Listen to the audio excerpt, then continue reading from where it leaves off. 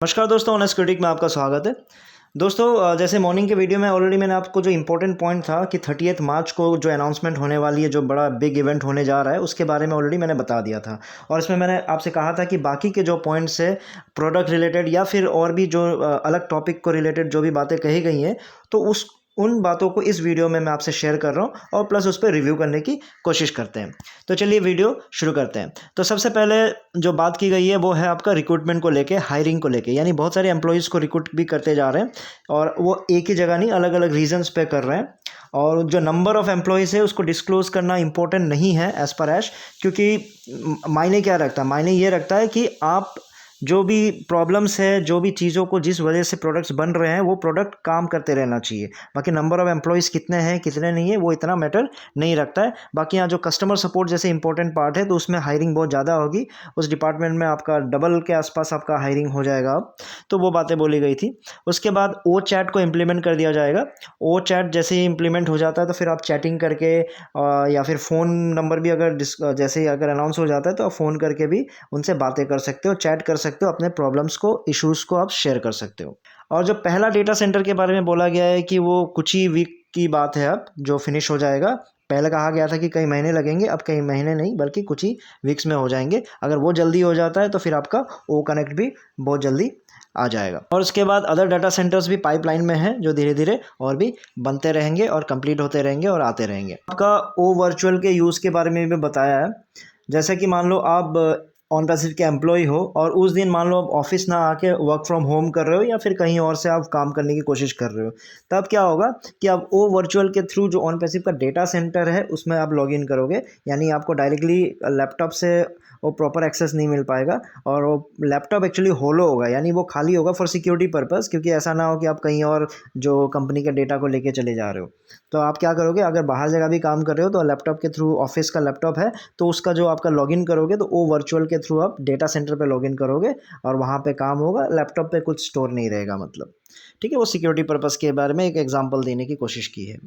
और एक इम्पॉर्टेंट बात ये बताई कि जैसे कुछ कंट्रीज़ जो बैन कर रहे हैं ऑन पैसिव को, तो जैसे बोला भी गया है कि उसमें जैसे बैन नहीं कर पाएंगे, उसका रीज़न जैसे बताया है कि वो अननंबर्ड आईपी एड्रेसेस उनके पास रहेगा ऑन पैसिव के पास, जिसको आप मतलब प्रॉपर तरीके से उस तरह से बैन, क्योंकि आईपी एड्रेसेस, हर आईपी एड्रेस को तो आप बैन नहीं कर सकते क्योंकि अगर वो ग्लोबली चल रहा है। मतलब ये है कि आप जैसे अच्छे लोगों को ऑन पैसिव ज्वाइन करने से आप रोक नहीं सकते।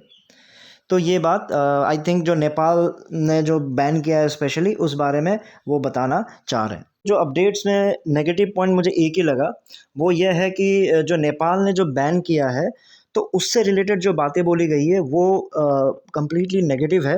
क्योंकि जैसे चीज़ें बोली गई कि नेपाल आपका मतलब ऑन पैसिव के बराबर भी उनकी जनसंख्या नहीं है, मतलब छोटा देश है, और अगर वो बैन भी करना चाहे तो प्रॉपरली बैन नहीं कर पाएंगे क्योंकि वो अननंबर्ड आईपी एड्रेस होगा ऑन पैसिव का।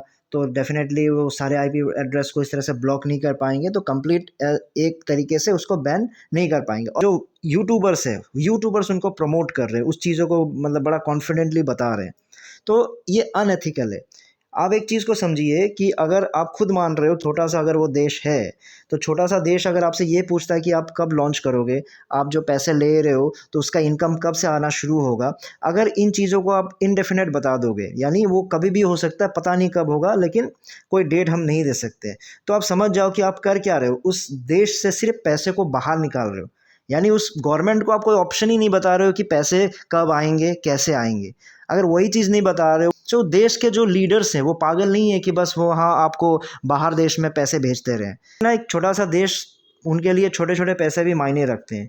तो आप अगर करोड़ों रुपए वहाँ से निकाल लोगे और उस देश को आप प्रॉपर इन्फॉर्मेशन भी नहीं दे रहे हो, तो वो गलती देश की नहीं है। अब उसको आप ईगो में ना लेके आप उसको, ठीक है जो भी उन्होंने बोला उसको मान लेना चाहिए, उनको बोल देना चाहिए ठीक है, हम हमारे साथ उनका कुछ तालमेल नहीं बना, फ्यूचर में हम कोशिश करेंगे, फ्यूचर में जब ऑन पैसिव लॉन्च हो जाएगा तो फिर हम नेपाल में भी उसको वापस लॉन्च करने की कोशिश करेंगे। तो ऐसी बातें होनी चाहिए। आप एकदम हैकर टाइप से चीज़ें बता रहे हो कि हम अननंबर्ड वाले उसमें वो करेंगे, आईपी एड्रेसेस होगा, अगर नेपाल से कोई जुड़ना चाहेगा अभी तो पता नहीं चलेगा, देश को बैन नहीं कर पाएगा, तो ये तो फिर आप एक उस वहाँ वहाँ के लोगों को आप मतलब एक फ्रॉड बनाने की कोशिश कर रहे हो।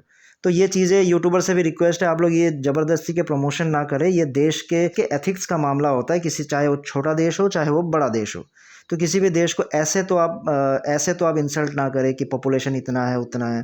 ठीक है, बैन कर दिया, उनका अपना नियम है। वो चाहते हैं कि जो पैसा है अगर बाहर जा रहा है तो उनको पता चले कि वो पैसा वापस कैसे आप कब आएगा।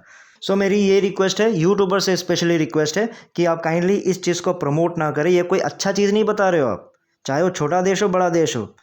आप मतलब एक छोटे छोटे लेवल पे कुछ भी बोल जाते हो वो अलग बात है, लेकिन एक बड़े लेवल पे एक देश को ऐसा बोल रहे हो कि वो बैन नहीं कर पाएंगे क्योंकि अननंबर्ड आईपी एड्रेस होंगे। मतलब आप ये बता रहे हो कि हम फ्रॉड कैसे करेंगे। भाई कुछ सोच समझ के आप लोग बोला करो, समझ नहीं आता। मतलब कुछ भी डाउनलोड मिल जाता है, आप उसको डाउनलोड करके बकबक कर देते हो, तो ये सीरियस केस है। ठीक है, ये बहुत सारे गलत कॉन्सिक्वेंसेस हो जाएंगे इस बात पे, तो इस बात को ध्यान में रखिएगा। ठीक है दोस्तों, इस वीडियो में इतना ही था। फिर नए वीडियो में नए टॉपिक के साथ आऊँगा, तब तक के लिए टेक केयर, बाय बाय।